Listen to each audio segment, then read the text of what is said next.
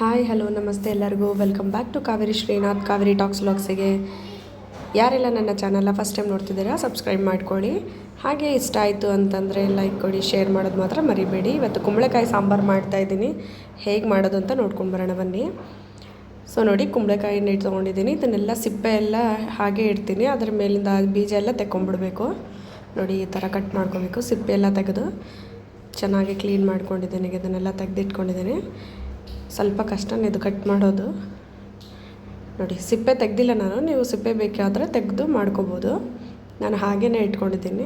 ಇವಾಗ ಒಂದು ಬಟ್ಲ ಇಟ್ಕೊಂಡು ಅದಕ್ಕೊಂದು 2 ಸ್ಪೂನಷ್ಟು ಎಣ್ಣೆ ಹಾಕ್ಕೊಂಡು ನಾನು ಸಾಸಿವೆ ಹಾಕ್ಕೊಳ್ತಾ ಇದ್ದೀನಿ. ಸ್ವಲ್ಪ ಸಾಸಿವೆ ಚಿಟ್ಕುಟ್ಬೇಕು. ಹೆಚ್ಚಿಟ್ಕೊಂಡಿರುವಂಥ ಎಲ್ಲ ಕುಂಬಳಕಾಯಿನೇ ಇದ್ರಾಗ ಹಾಕ್ಕೊಳ್ತಾ ಇದ್ದೀನಿ ನಾನು. ಇದು ಸಿಹಿ ಕುಂಬಳಕಾಯಿ ಹೇಳ್ತಾರಲ್ವ, ಅದನ್ನು ತೊಗೊಂಡಿದ್ದೀನಿ ನಾನು. ತುಂಬ ಅಂದರೆ ತುಂಬ ರುಚಿಯಾಗುತ್ತೆ ಇದ್ರ ಸಾಂಬಾರು. ನೀವು ಇದನ್ನು ಅನ್ನದ ಜೊತೆ ಅಥವಾ ಇಡ್ಲಿ ಜೊತೆ ಕೂಡ ತುಂಬ ಟೇಸ್ಟಿ ಇರುತ್ತೆ ಅದನ್ನು ತಿನ್ನಲಿಕ್ಕೆ. ನೋಡಿ, ಈಗ 1-2 ನಿಮಿಷ ಎಣ್ಣೆಯಲ್ಲಿ ಸ್ವಲ್ಪ ಹಾಗೆ ಬಾಡಿಸ್ಕೊಂಡ್ಬಿಡ್ತೀನಿ. ಇದನ್ನು ಸ್ವಲ್ಪ ರುಚಿಗೆ ತಕ್ಕಷ್ಟು ಉಪ್ಪು, ಚೂರು ಅರಿಶಿನ ಹಾಕ್ಕೊಳ್ತೇನೆ. ಈಗೆಲ್ಲ ಇದನ್ನು ಕಲಿಸ್ಕೊಂಡ್ಬಿಡೋಣ. ಇದಕ್ಕೆ ನೀರು ಹಾಕ್ಕೊಳ್ತೀನಿ. ಈಗ ನಾನು ಮುಚ್ಚಿಟ್ಕೊಂಡ್ಬಿಡ್ತೀನಿ ಇದನ್ನು. ಈಗ ಮಿಕ್ಸಿಗೆ 1/4 ಸ್ಪೂನಷ್ಟು ಜೀರಿಗೆ, ಚಕ್ಕೆ,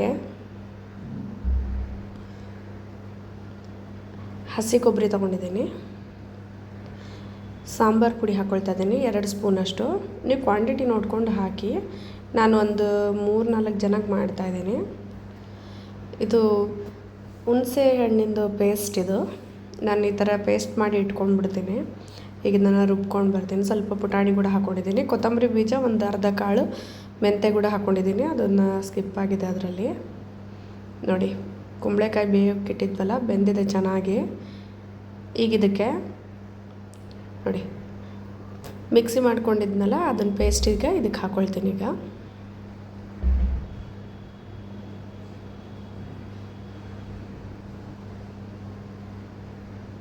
ನೀವು ಯಾವ ಥರ ಮಾಡ್ತೀರಂತನೂ ನನಗೂ ತಿಳಿಸಿ. ಹಾಗೆ ಯಾವ ಊರಿಂದ ನನ್ನ ವೀಡಿಯೋಸ್ ನೋಡ್ತಾ ಇದ್ದೀರಂತನೂ ಕಮೆಂಟ್ ಮಾಡಿ. ಈಗ ಬೇಯಿಸಿಟ್ಕೊಂಡಿರುವಂತಹ ಬೇಳೆ ಎಲ್ಲ ಇದಕ್ಕೆ ಹಾಕ್ಕೊಳ್ತಾ ಇದ್ದೀನಿ. ಈಗ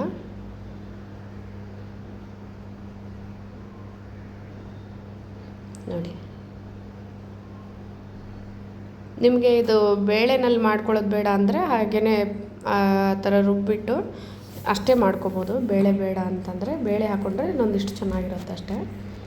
ಬೇಡ ಅಂದ್ರೆ ಕೂಡ ಸ್ಕಿಪ್ ಮಾಡ್ಕೋಬೋದು. ಈಗ ನೋಡಿ, ಆ ಜಾರಲ್ಲಿನೇ ಇನ್ನೊಂದಿಷ್ಟು ಪೇಸ್ಟ್ ಇತ್ತಲ್ವ, ಅದಕ್ಕೆ ನಾನು ನೀರು ಹಾಕ್ಕೊಂಡ್ಬಿಟ್ಟು ಅದನ್ನು ಇದಕ್ಕೆ ಮಿಕ್ಸ್ ಮಾಡ್ಕೊಂಡಿದ್ದೀನಿ. ಎಷ್ಟು ಚೆನ್ನಾಗಿ ಅನ್ನಿಸ್ತಾ ಇದೆ. ತುಂಬ ಸುಲಭ, ತುಂಬಾ ರುಚಿಯಾಗಿರುತ್ತೆ. ಇದು ಟೇಸ್ಟ್ ಮಾತ್ರ ಸೂಪರಾಗಿರುತ್ತೆ. ನೀವು ಟ್ರೈ ಮಾಡಿ ಕುಂಬಳಕಾಯಿ ಸಾಂಬಾರು ಹೇಗೆ ಬಂತಂತ ನನಗೂ ತಿಳಿಸಿ. ಈಗ ಇದಕ್ಕೆ ಮೇಲ್ಗಡೆ ಒಂಚೂರು ಒಗ್ಗರಣೆ ಹಾಕ್ಕೊಂಡ್ಬಿಡ್ತೀನಿ. ಆವಾಗಲೇ ಒಂದು ಸ್ವಲ್ಪ ಒಗ್ಗರಣೆ ಹಾಕಿದ್ಮೇಲೆ ಈಗ ಹೆಂಗಿಂದು ಒಗ್ಗರಣೆ ಕೊಟ್ಕೊಳ್ತಾ ಇದ್ದೀನಿ. ಇದಕ್ಕೆ ನಾನು ಬೆಳ್ಳುಳ್ಳಿ ಆಗಲಿ ಈರುಳ್ಳಿ ಆಗಲಿ ಏನೂ ಹಾಕಿಲ್ಲ ನಾನು ಇದಕ್ಕೆ. ಅದಕ್ಕೆ ಮೇಲ್ಗಡೆ ಹಿಂಗಿನ ಒಗ್ಗರಣೆ ಕೊಟ್ಟರೆ ತುಂಬ ರುಚಿಯಾಗಿರುತ್ತೆ.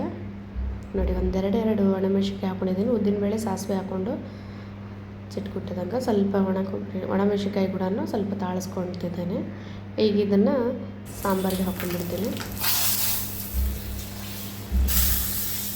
ನೋಡಿ, ಎಷ್ಟು ಚೆನ್ನಾಗಿ ಅನ್ನಿಸ್ತಾ ಇದೆ. ನಾನೊಂದಿಷ್ಟು ಕೊತ್ತಂಬರಿ ಕೂಡ ಹಾಕ್ಕೊಂಡಿದ್ದೀನಿ. ಇದಕ್ಕೆ ಕುದಿಯುವಾಗಲೇ ಕೊತ್ತಂಬರಿ ಹಾಕೋಬೇಕು, ಅಂದ್ರೇ ಚೆನ್ನಾಗಿರುತ್ತೆ. ಅದಕ್ಕೋಸ್ಕರ